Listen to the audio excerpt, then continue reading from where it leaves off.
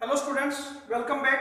आज इस वीडियो में हम देखेंगे 12th का इंग्लिश कंपलसरी का जो चैप्टर है। हमने इससे पूर्व के वीडियो में देखा अनिश जंग के द्वारा लिखा हुआ चैप्टर जिसका नाम है, टाइटल जिसका है लॉस्ट सफरिंग। तो उससे आगे की हम स्टोरी रीड करते हैं। Why aren't you wearing chappals? बच्चे नंगे पाँव हैं, इसलिए उसने उस ग्रुप से पूछा, साहिब के ग्रुप से पूछा कि आप नंगे पाँव क्यों हैं। आई आस्क्ड वन, मैंने एक से पूछा। My mother did not bring them down. Bring और डाउन मीन्स क्या होता है? उतारना। ठीक है, मेरी माँ उतार कर नहीं देती है। फ्रॉम द सेल्फ, एक ऐसे स्थान पर कमरे में बना हुआ, घर में बना हुआ ऐसी पट्टी जहाँ जूते रखे हुए। ही आंसर सिंपली, उसने सामान्य तौर से उत्तर दिया। इवन इफ शी डिड, दूसरे ने कहा कि मेरी माँ ऐसा करती है, उतार के देती है। I will throw them off, मैं उन्हें फेंक दूंगा, थ्रो ऑफ कर दूंगा। Adds another who is wearing shoes, दूसरे बच्चे ने कहा जो शूज पहने हुए हैं। दे डू नॉट मैच, लेकिन उसके जूते जो है मैच नहीं करते हैं, मतलब दोनों अलग अलग पैर के हैं। किसी कचरे के ढेर में उसे अलग अलग जूते मिले हैं। When I comment on it, जब मैंने उससे पूछा, कमेंट किया कि भी आपने ऐसे क्यों पहने हैं, he shuffles his feet। shuffles होता है आगे पीछे सरकाना या सरसराट करना, अपने पैरों को छुपाने की कोशिश की उसने, शर्मिंदगी महसूस करते हुए। एंड says nothing, और कहा कुछ नहीं उस बच्चे ने। I want shoes, लेकिन एक बच्चे ने कहा मुझे जूते चाहिए। says the third boy, तीसरे बच्चे ने कहा who,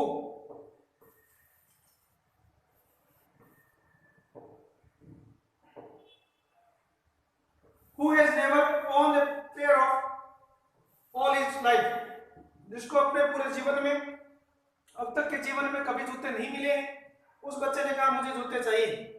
travelling across the country, अनिश जंग कहती है कि यात्राओं के दौरान, मेरे प्रोफेशन में मुझे यात्राएं करनी पड़ती है, ट्रेवलिंग करनी पड़ती है। Through the travelling across the country I have seen children walking barefeet या बेयरफुट। बेयरफुट होता है, वेयर मीन्स होता है नग्न। मैंने बच्चों को नंगे पांव फिरते हुए देखा है। सिटीज में देखा है, ऑन विलेज रोड्स में देखा है, गलियों में, गांव की गलियों में भी देखा है। It is not lack of money, lack means कमी। इसका मतलब ये नहीं है, जब मैंने कईयों से पूछा तो लोगों ने कहा कि ये पैसों की कमी की वजह से हम नंगे नहीं घूमते हैं, बट ट्रेडिशन, ट्रेडिशन मीन्स होता है परंपरा। हम इसलिए नंगे पांव घूमते हैं, ये हमारी परंपरा है। टू स्टे बेयरफुट, कि हम बेयरफुट रहते हैं। इस वन एक्सप्लेनेशन, ये बात किसी से पूछी जाए तो उनमें से कोई भी ये एक्सप्लेनेशन देगा, एक्सप्लेन करेगा और व्याख्या करेगा। आई वंडर, मुझे आश्चर्य होता है।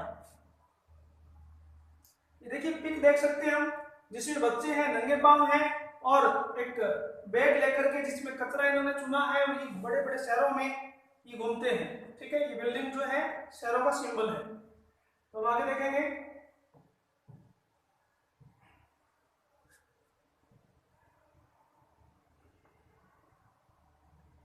If this is an excuse, यदि एक बहाना है, मान लो कि किसी से पूछा जाए तो वो अपनी उस कमी को, गरीबी को छिपाने के लिए कह सकते हैं कि हमारी परंपरा है। यदि एक बहाना है to explain of a perpetual state, perpetual होती है दयनीय अवस्था।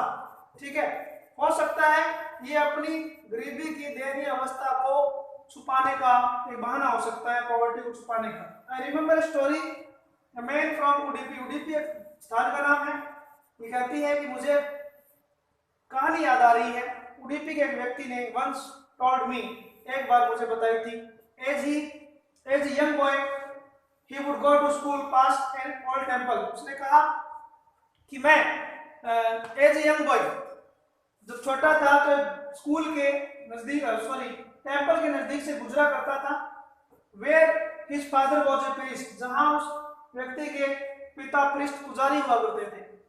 He would stop briefly, briefly means कुछ देर के लिए, संक्षेप में कह सकते हैं, वैसे होता है यहाँ है, बहुत ही कम समय के लिए वो रुकता वहाँ at the temple and pray for a pair of shoes. और टेम्पल में जो गॉडेस की आइडल थी उससे वो प्रेयर करता कि वो गॉडेस उसे, उसकी प्रार्थना स्वरूप pair of shoes they.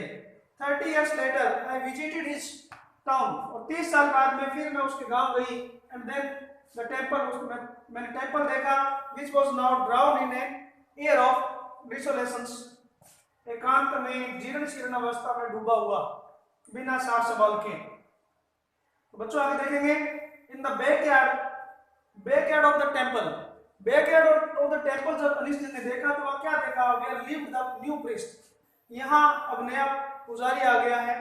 There were red and white plastic chairs, अब यहाँ व्हाइट और रेड प्लास्टिक चेयर्स है। A young boy dressed in a grey uniform, बच्चे ने स्कूल यूनिफॉर्म पहन रखी है और बच्चा जो है स्कूल की यूनिफॉर्म में है। वेयरिंग शॉक्स एंड शूज, और बच्चे ने शॉक्स एंड शूज भी पहन रखा है। अराइव्ड पेंटिंग, पेंटिंग या क्या है, एक होता है PAINT पेंटिंग, पेंट में चित्रकारी करना है, रंग करना, यहाँ पेंट है हाफना। बच्चा स्कूल से आया है और हाफते हुए आया है। उसके बाद कहता है and through his school bag on A folding bed, और उसने अपना वो फोल्डिंग जो बैग है घर में फोल्ड होने वाली चारपाई पे वो फेंक देता है। Looking at the boy I remember, बच्चे की तरफ देखते हुए मैंने महसूस किया, मैंने याद किया। द अनदर बॉय, उस दूसरे बच्चे को, had made to the goddess, जिसने अपनी प्रेयर की थी गॉडेस से, ही हैड फाइनली, और मुझे लगा वो बच्चा नहीं तो ये बच्चा सही, किसी पुजारी के बच्चे को finally got a pair of shoes, और ये पेयर ऑफ शूज उस बच्चे को मिल गई। एक बच्चे की प्रार्थना दूसरे बच्चे के लिए पूरी हो जाती है, लेकिन ये माना गया कि कम से कम प्रार्थना पूरी हुई और गॉडेस ने उसको नहीं तो किसी और बच्चे को ही भले ही उसकी प्रार्थना पूरी करके और ग्रांटेड उसको स्वीकृति दी, एक्सेप्ट किया इस प्रेयर को। Young boy like the son of priest, इस प्रीस्ट के छोटे बच्चे जैसे नाउ वॉर शूज, जिसने अभी शूज पहन रखा है, बट मैनी अदर्स लाइक, लेकिन इस बच्चे जैसे बहुत से दूसरे बच्चे जो हैं वो रैग पिकिंग करते हैं। रैग पिकर क्या होता है, कचरा बीनना। रैग पिकर क्या है, कचरा बीनना, कचरा चुनना या बीनना। ढेर के अंदर ये क्या करते हैं, कचरे के ढेर में से कुछ चीजें ढूंढने की कोशिश करते हैं जो किसी आयरन स्टोर पर, कबाड़ की दुकान पर बिक सके और बदले में पैसा मिल सके। My acquaintances rag pickers in my neighborhood remain shoeless, remain रहना, बने रहना shoeless।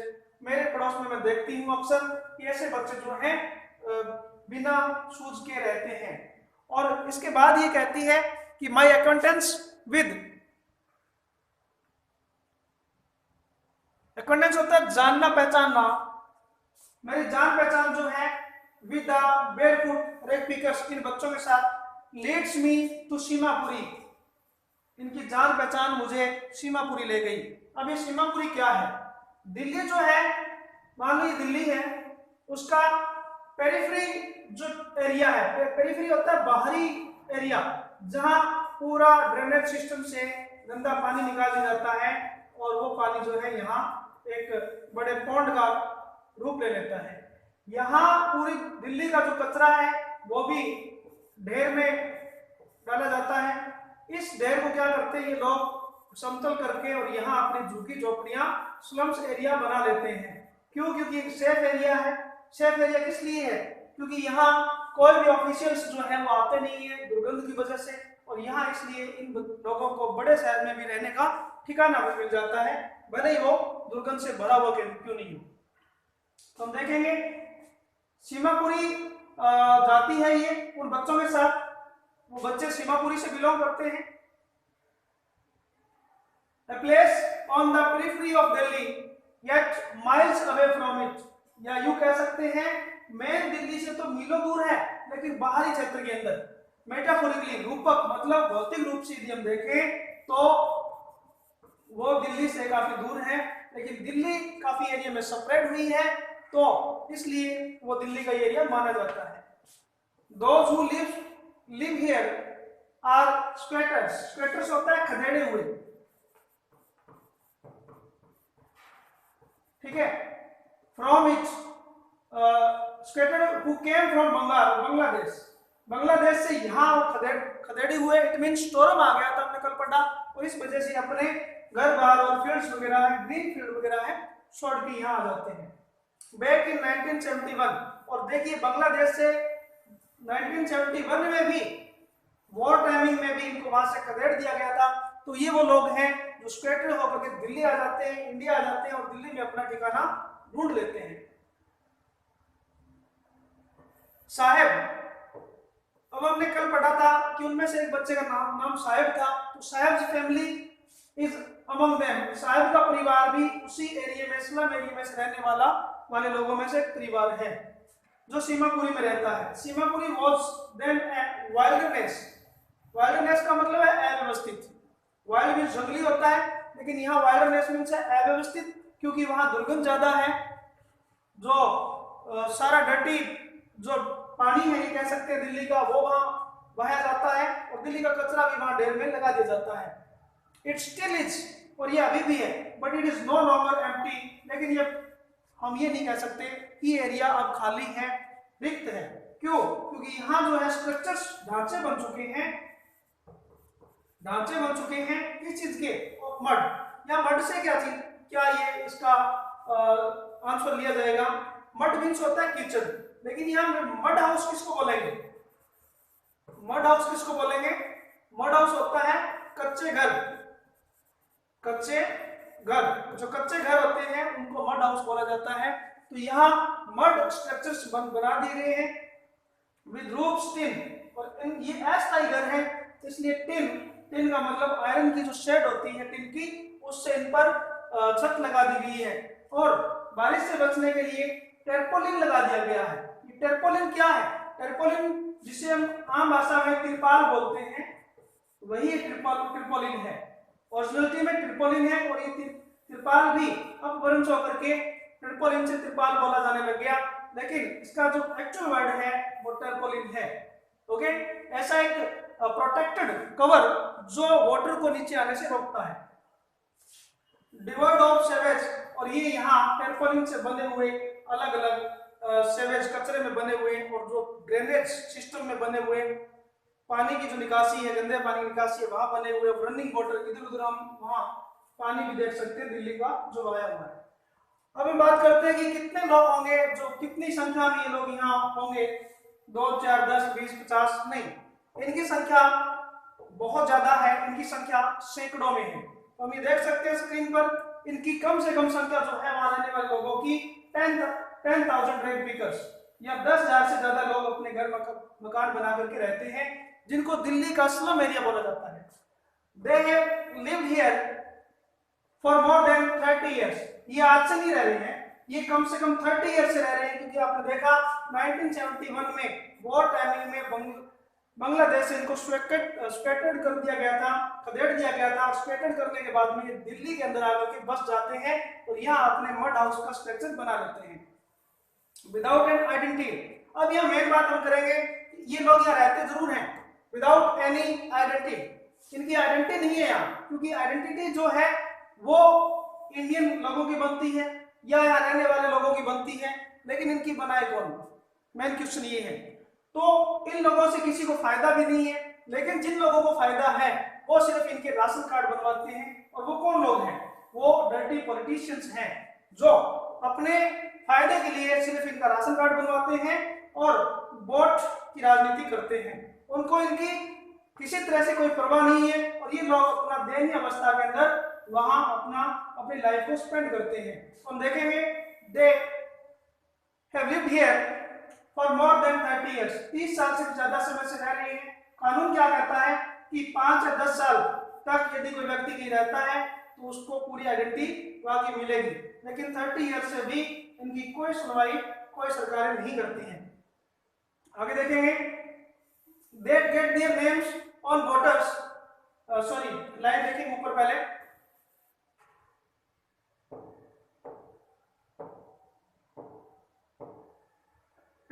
Thirty years without an identity, without permits, क्योंकि इनके पास यहाँ रहने की कोई बोनाफाइड कार्ड्स नहीं है, बोनाफाइड कोई लेटर नहीं है, लाइसेंस नहीं है, बट विद राशन कार्ड, सिर्फ इनका राशन कार्ड जारी कर दिया गया। इनसे दो चीज होती है, that get their names on voters, इससे एक तो वोटर लिस्ट में इनका नाम आ गया और बदले में क्या मिल गया, इनेबल मींस योग्य बनाना, ये राशन कार्ड किसके योग्य बना देते हैं, देम टू बाय ग्रेन्स, जिससे ये सस्ता अनाज खरीद सकें।